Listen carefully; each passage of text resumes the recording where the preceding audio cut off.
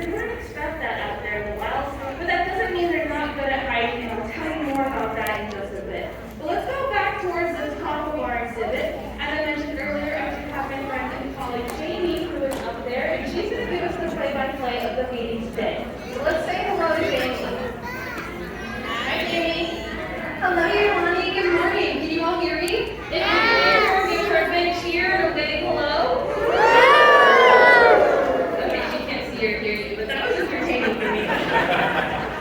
But don't worry, folks. It's definitely the thought that counts. And I can feel your excitement coming all the way up to the floor. Yeah, and I just saw someone run behind you. It looks like our crew's getting ready to start this feeding. So what are we going to be doing this morning? So this morning we'll be feeding two species here in this exhibit. Like you mentioned, we'll be starting with those green sea turtles off to the right-hand side. And after they've started eating, we will also be feeding that big school of Pacific sardines. It looks like the school of sardines is hanging out near the bottom right now, and our turtles are making their way over to that back side. How do we tell our turtles to head over to the back? How do they know when it's time? That's a good question. Our turtles here at the aquarium are actually target trained. So our animal care staff are over on the side of the exhibit using a target very similar to this one here. Now, this serves as a visual dinner bell. Our turtles have been trained to swim on up to this target in order to receive their meal. Ooh, interesting. All right, visual dinner bell. And once they get over there, we feed our turtles. Right there. The turtles will be munching on a tasty breakfast of bell peppers as well as some lettuce. Ooh, our turtles are mostly vegetarian here at the aquarium. So bell peppers and lettuce is delicious. Then here we going to be feeding afterwards because the school of sardines will be feeding them. So, it would be a little bit difficult to target feed every single one of those sardines in that school. So instead, we'll be doing what's called a broadcast feeding. Our team behind me, they'll be broadcasting or throwing that food into the water, and all the sardines will swim on over for a bite to eat. On the menu, they're going to be munching on some fish pellets as well as some crow. Alright, fish pellets as well as crow. Yummy, sounds delicious. Well, let's go ahead and get this show started. So do you want to give our crew our super secret signal here in the aquarium? Absolutely. I'll go ahead and give them the signal, and I'll be down to greet you all after the show. I see it. Alright, thank you so much, Jamie. Everyone say goodbye.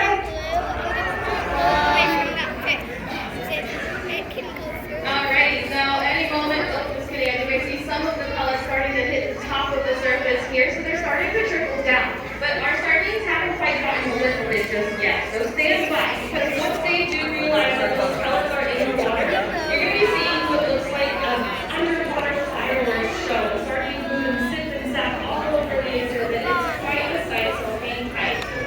Now in this exhibit, we do have some other fish in here, some larger ones. We have our long, slender, mahi with that broad head hanging out near the top. And then our football-shaped tuna as well as our hammerheads and our plastic rays. Now we do feed all of the animals here in the aquarium, but we don't necessarily feed them every single day. And that's because out there in the open ocean where there's nothing but miles and miles of water, it can be challenging to find your food every single day. So many animals are adapted to eat only every once in a while. Here comes that show. Looks like the sardines have gotten a whiff of the food.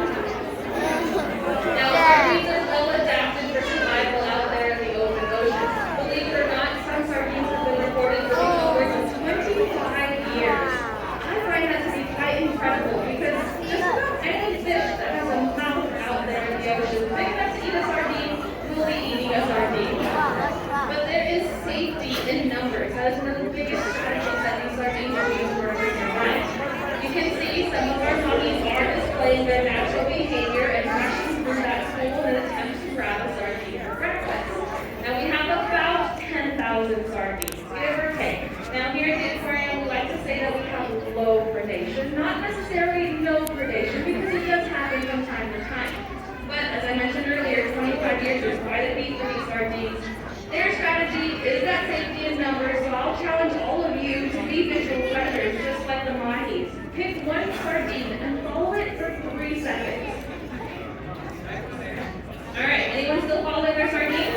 Yes. Okay, now look at me. Now point at your sardine again. Yeah, kind of tricky. So this is one of those strategies that they have in order to make it complicated for the predators to identify any one individual swimming around those swarms. It's the best skill they have.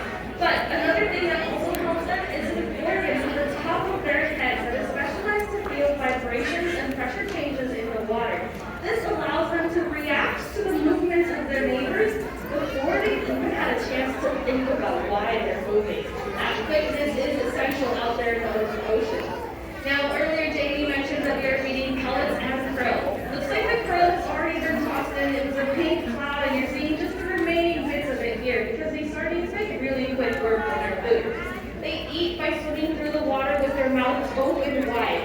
Inside of their mouths, they have something called gill breakers that combine their gills in order to collect the particles. Think of it kind of like a pasta strainer.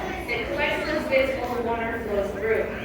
Now here at the aquarium, we owe quite a bit of our history to these sardines. The building that we are in right now used to be a cannery where sardines like these were packed and shipped overseas to the soldiers during the war. You guys want to go with This was really good for getting that protein overseas, but unfortunately we were doing it at a rate at which these sardines were not able to keep up, and that kept us the fraction of the canneries. All of the canneries along Cannery Road began to close their doors. So we learned a lesson from this history.